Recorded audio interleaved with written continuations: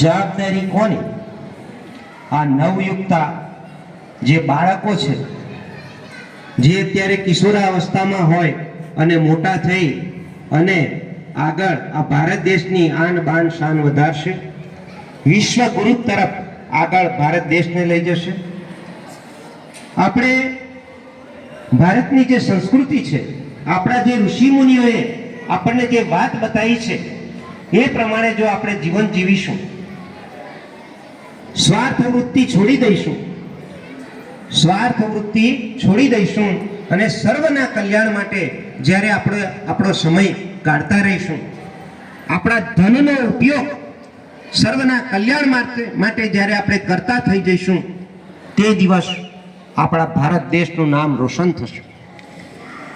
અત્યારે પરમ પૂજ્ય ગુરુદેવે પણ આના ઉપર જ ભાર મૂક્યો છે.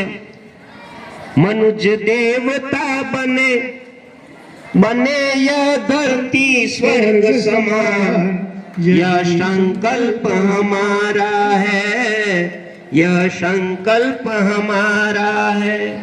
विचार क्रांति अभियान उसी को कहते हैं युग निर्माण, यह संकल्प हमारा है, यह संकल्प हमारा.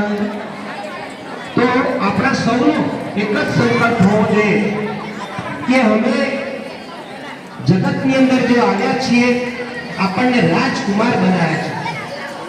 આમ તો 84 લાખ યોનિઓ છે, પણ 84 લાખ યોનિઓને ભગવાને બધા અધિકાર આપ્યા નથી.